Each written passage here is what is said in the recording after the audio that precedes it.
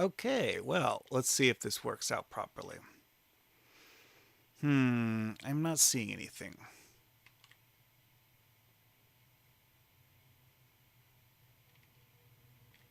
Okay, now I'm seeing it. Good, good, good.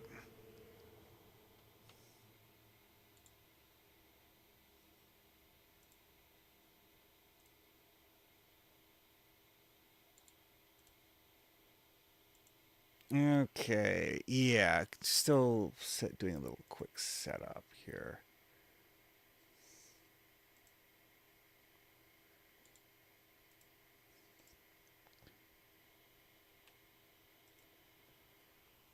Hmm, well, that looks like it's working.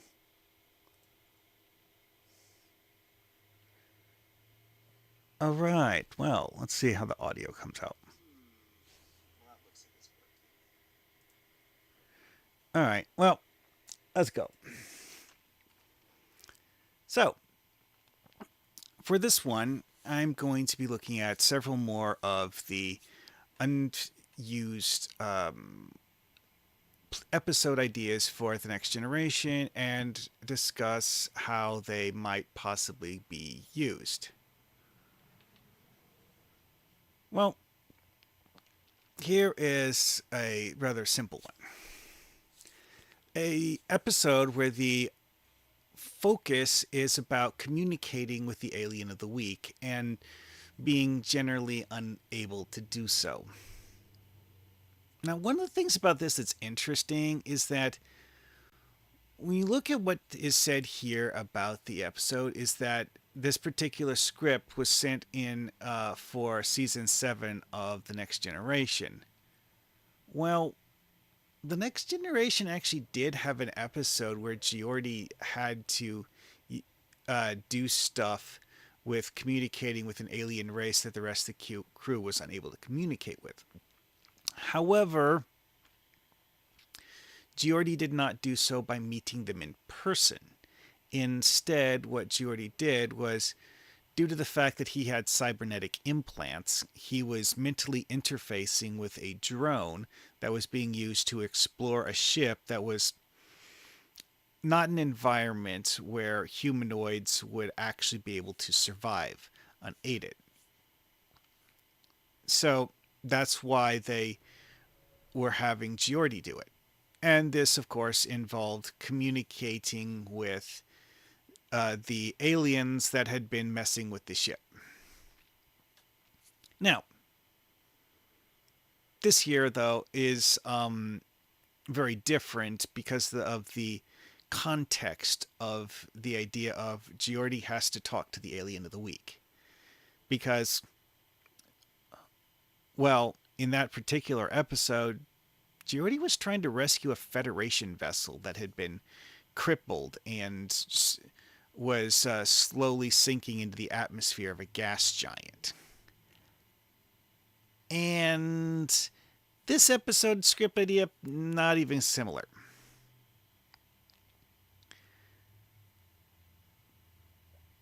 But yeah, Geordi has to figure out how to interpret their emotional outbursts through his visor as a key aspect of communicating. Well, anyways, looking at this from a TTRPG standpoint, it has one major um, quirk that it needs to be addressed. It's a character specific episode. Character specific episodes, even if it's specific to two characters, are really hard to adapt into a TTRPG module because the players of the TTRPG module might not be playing compatible characters. Like this one has Geordi and Diana, a cybernetically enhanced human, and a half betazoid, which your party might have something like that, but it might not. So, again, one way you could try doing this is having the main character be an NPC that is kind of sort of like a GM insert character. However, the problem with that idea is that you need to write it so that the players are making the story move forward and not the NPC who's the actual focus of the story. Could it be done? Maybe. Is it easy to do? Arguably not. Anyway, though, it's something that needs to be carefully considered if you're going to try to do it.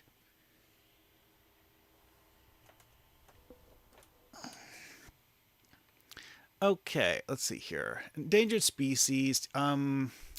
Is that I don't think that's the same vulture.com article I looked at before, but I'm going to skip that one for now. Alrighty then. Environmental story.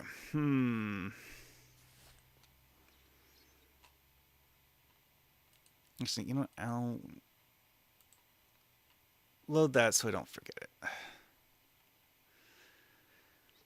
Now, having a story about the dangers of pollution, and that's literally the entire focus of the story. Um, sure. The problem with this, of course, though, is that they need to come up with a way to make it work as something that is interesting. And of course, if you're going to adapt this to a TTRPG, you need to make it so that it has a it has things for, it needs to have things for the players to do. It can't just um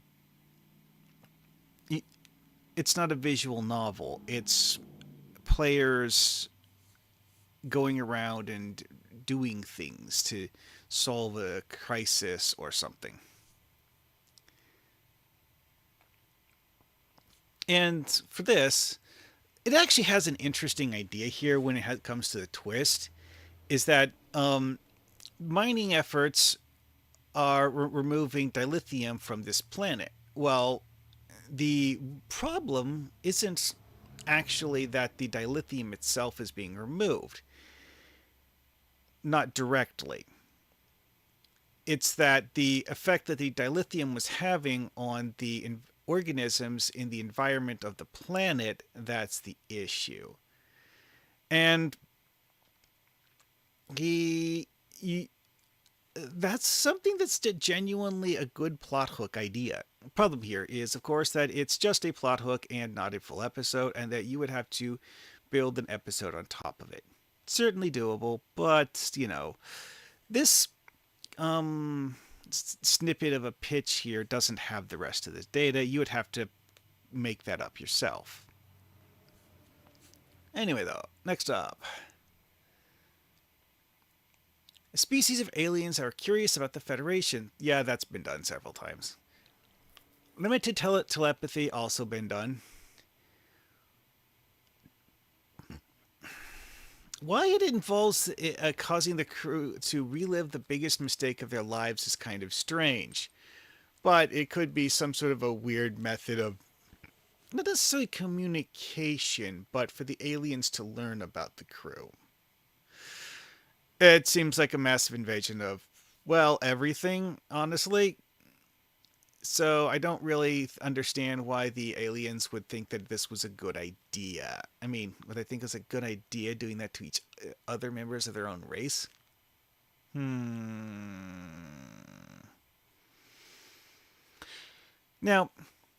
of course, that's the key conceit here, and it doesn't really go past that. Because presumably, as the episode's idea here, it was really about exploring the backstories of the main cast. Which, okay, in a TTRPG, you could have episodes where you explore the backstories of the members of the party. Absolutely doable. And I'm not sure this is a good plot hook for that, but hey, whatever. If you can think of a good idea for it, have fun. Hey, another Fringy episode. Now, Ferengi going to an alien planet that's very similar to Earth and more or less taking over the planet, yeah, that's been done several times.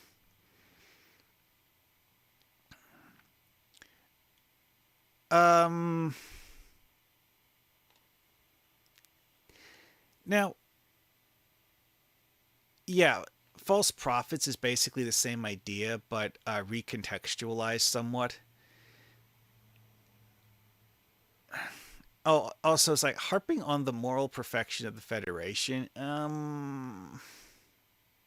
Okay, but you have to very, very carefully write it so the Federation are actually the good guys.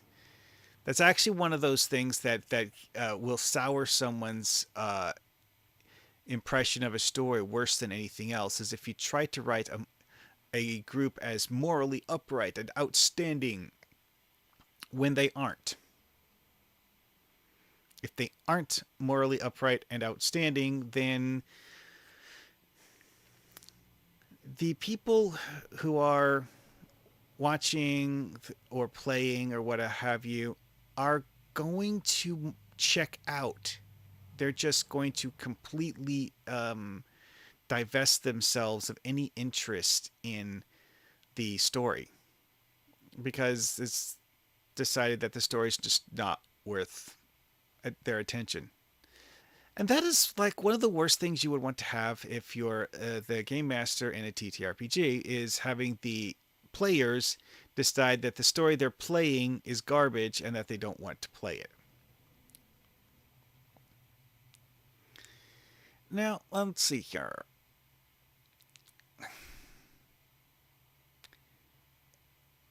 Simply adding a new character just because it's like, okay, sure. Race of aliens who are really good at math and stuff.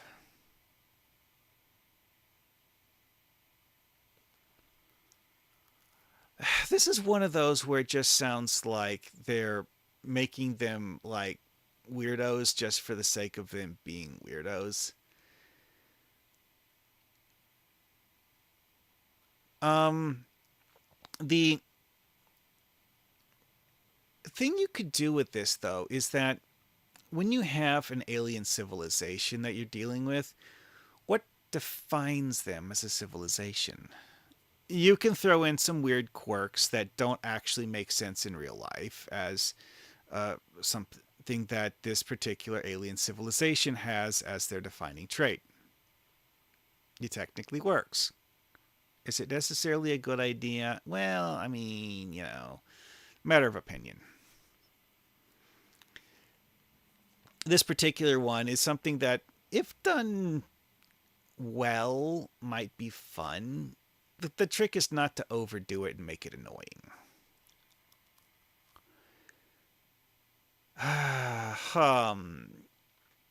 Revealing that Geordi LaForge was secretly the product of alien experimentation and that what we think is Geordi LaForge's backstory is actually fake.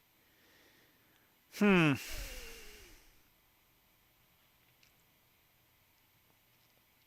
And um, one of the things that's interesting about this is that there it was an episode where they did actually have Geordi trying to find his mother and failed. And that was something that was actually very like emotionally heartbreaking for Geordi is like, oh, my mother and her entire ship are just gone. Which is an interesting idea. It's like, what did happen? We don't know. That's something you could actually look into. It's like, it's one of those things, it's just like, something happened. What? Don't know. We just know that something happened. And then having people go and investigate. Because, okay, the whole, it's like, X ship has not done its regular check ins. We want you to go find them and see how they're doing. That is absolutely something that you can do in a TTRPG. Is it a great idea? Well, it's an idea. Anyway, though, This particular one, they did actually use that with Harry Kim, sort of, kind of. Um, Not really, but the whole like half alien thing. Given how many aliens in Star Trek are functionally indistinguishable from humans, having one of those that are functionally indistinguishable from humans being, the father of someone who looks human actually works. It's like, oh, this race looks like identical to humans. You're half that race. The only way we can tell is by scanning your DNA into a computer and analyzing your DNA in a computer. Well, it's an idea. Very much an idea. It's one of those things, though, that's like doing that as like a surprise plot twist to one of your players is probably a bad idea. In a TV show, it's different because, the the script writers are the ones who made the characters in the first place, so they're just changing their own characters. However, if your players are interested in this sort of thing, sure, why not? Oh yeah, let's just take a quick look. What do we actually know about Geordi's mother and father in the show? Actually, see her played by Madge Sinclair, uh, and then we have Ariana LaForge as his daughter and Geordi LaForge's son. And of course, in Star Trek Picard, we meet Geordi's daughters. Who... Now, Interface was that episode I was talking about earlier, where Geordi has to communicate with the alien of the week. The Hera and everyone on it mysteriously disappeared in 2370, and no one was able to find it. The USS Noble and the USS Excelsior looked and failed. Yeah, that's actually a really good plot hook for starting a player adventure. Like, missing starship, find them, see if you can figure out, at least find out what happened to them, because we want to know. Because having an entire starship disappear like that is not normal. Oh yeah, what class of ship was the Hera? Hmm. Hmm. Mostly Vulcans. Okay. Trionic initiators in the warp core, which that's random techno jargon. Dum dum dum dum dum dum dum dum dum. I vaguely recall that someone at some point speculated that it may be possibly the chief engineer overjuiced the engines and caused a catastrophic failure. But we don't actually know anything about that because, in theory, if the ship had actually just randomly exploded, they would have found it.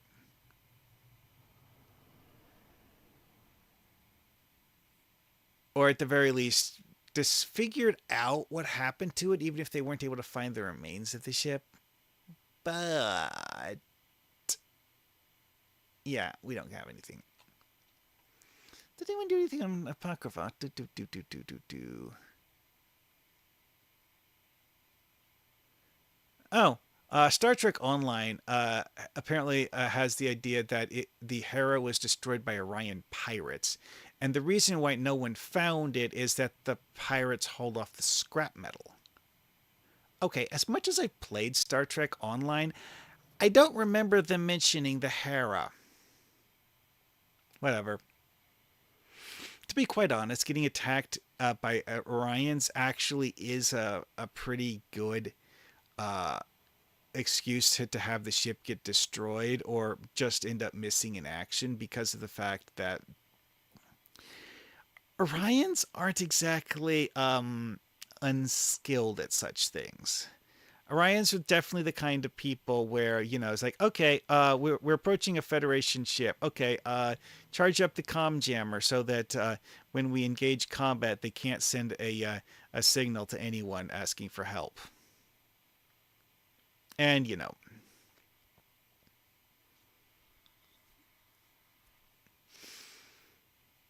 anyways, enough of that. But, like, I mean, having the ship get captured by Orion pirates, if your crew that you send on the mission to go find them manages to figure out that they were attacked by Orion pirates, that's also a plot hook for something for you to deal with. Because you're like, okay, we want to recover the ship and the crew if possible, which means we have to deal with the Orion pirates and not end up like the crew of the Hera. That could be fun. What do we know about this guy? Oh, we actually do have something about him. Exozoologist, who is not dead. Oh, okay. Oh, wait, no, no, no. This isn't one of the characters that came back in Picard. Uh, this is a character that we saw in TNG's episodes. Looks like he was first seen in those episodes. I don't remember what season those are. Relatively early, presumably, though, because they all happened before Interface. Oh, wait, no. Next phase was before Interface. Force of Nature is. Ah, season 7, episode 9. Okay, so he actually showed up late in TNG, and. Oh, so that's season 5. That's season 7. Okay. Season 5. Oh, Imaginary Friend. Yeah, that's going to be a fun one to go over. Hero Worship. What's this? Yeah, that's also 5. Yeah, so they started doing stuff with Geordi's parents starting in season 5. Having the players in your TTRPG deal with family members as a part of the game, that is something you can play with. I wouldn't personally recommend just straight up killing them or retconning their nature. But, if your players have decided to write up short bios for various family members of their character, you could definitely find a way to work that into a story. Anyways, oh yeah. Wait a second. Why does this one only list Sydney? Huh? Yeah, Alindra. It doesn't list Alindra on his. Odd. Oh yeah, and in an alternate timeline, there's Brett LaForge, which didn't get mentioned there. Right, it's like in one alternate timeline, Leah Brahms is Geordi's wife. Not this timeline, a different timeline. And Leah and Geordi have Brett LaForge. Alindra was played by Micah Burton, who is the daughter of LeVar Burton, who plays Geordi. Gets assimilated, kind of, sort of.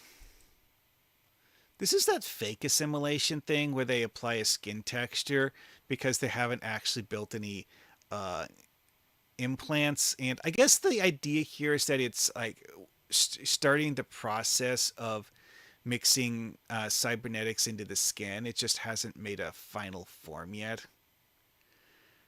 Hey, Nerdy Ogre, how you doing?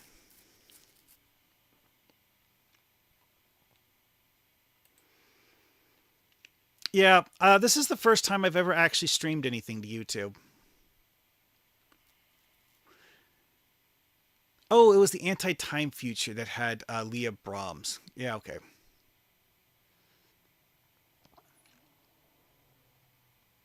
Anyway, though,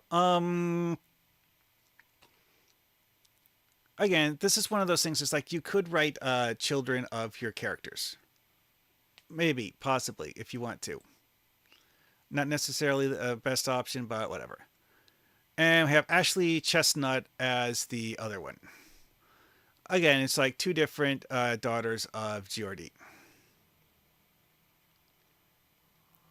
I would honestly say she looks somewhat less like LeVar Burton, which, you know, kind of makes sense because the other one is his actual daughter.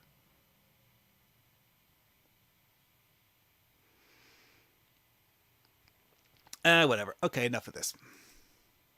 Yeah. Oh, this is the one I read last time. I'm not reading that one again.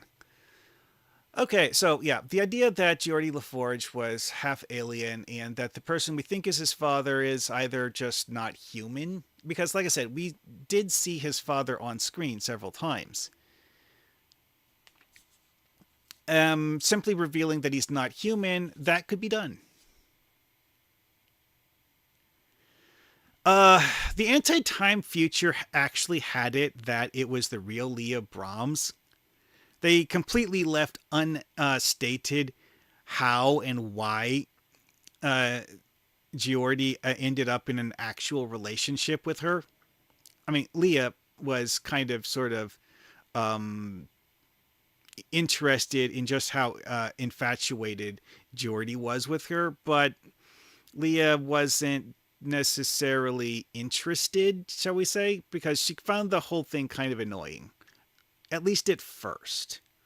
If she changed her mind later, that would be different. But um, All Good Things kind of threw that in as a footnote and didn't explain any of it. Now, if you wanted to try explaining that, hey, that's something you could do as a story. Yeah, that is true. Again, I got that's what I was getting at when I was saying we don't understand how or why Geordi was pursuing a relationship with her because she was married when he first met her. Maybe that changed somehow. I guess you know. I mean, uh, again, we don't know.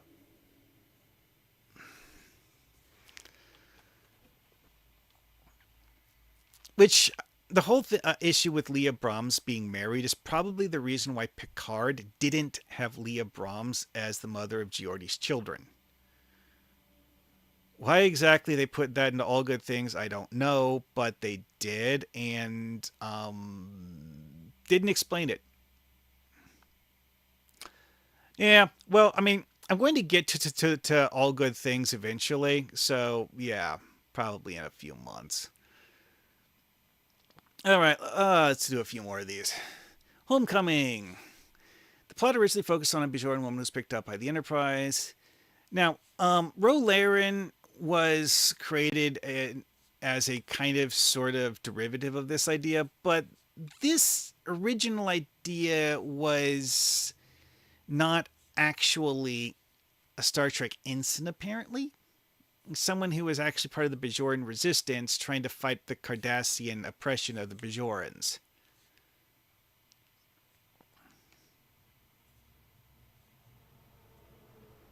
Hmm.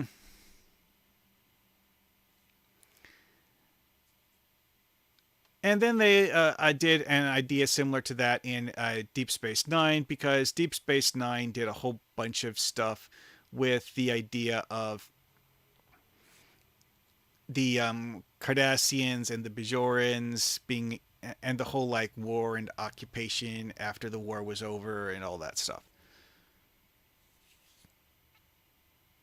That's another thing that you could do have fun with. Having players play the role of the losing side of the war between the Bajorans and the Cardassians because they didn't show that on screen. They did a handful of flashbacks to it, and not even all that many of them. It was a background plot element in The Next Generation that I believe was seeded in The Next Generation as set up for Deep Space Nine because they decided they wanted to have that status quo as the backdrop for Deep Space Nine when they started the series. Because, as everyone knows, Deep Space Nine is a Cardassian built space station. The Federation didn't build the thing. In fact, that's actually one of those things that the engineers working on Deep Space Nine found to be rather frustrating is that it's Cardassian tech built by Cardassian standards and something that would be very, very difficult for the Federation to actually make work by Federation standards. So they have to do things Cardassian ways because that's the only way it works. Anyway, though, moving on. Immunity syndrome. Oh, yeah, I guess I'll stop after this one. Something completely unrelated to TOS's immunity syndrome. And apparently, uh, they included this in the Lost Voyages of Trek and the Next Generation, which I guess if you want a book that'll give you a lot of ideas, you could go read that book. I don't actually have a summary of it here, unfortunate, but it is what it is. Then we have one about Jack Crusher. Now, one of the things that was a major plot point in TNG is that Beverly Crusher had a husband named Jack who isn't on board the Enterprise.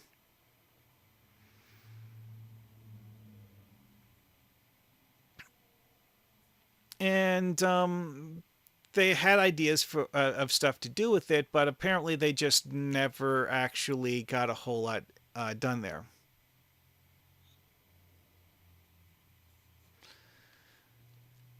Alrighty then. Well, that's been 30 minutes, so I guess I'll call it for now. Alrighty. Well, nice to have someone drop by while I was doing this. I guess I'll see you guys later.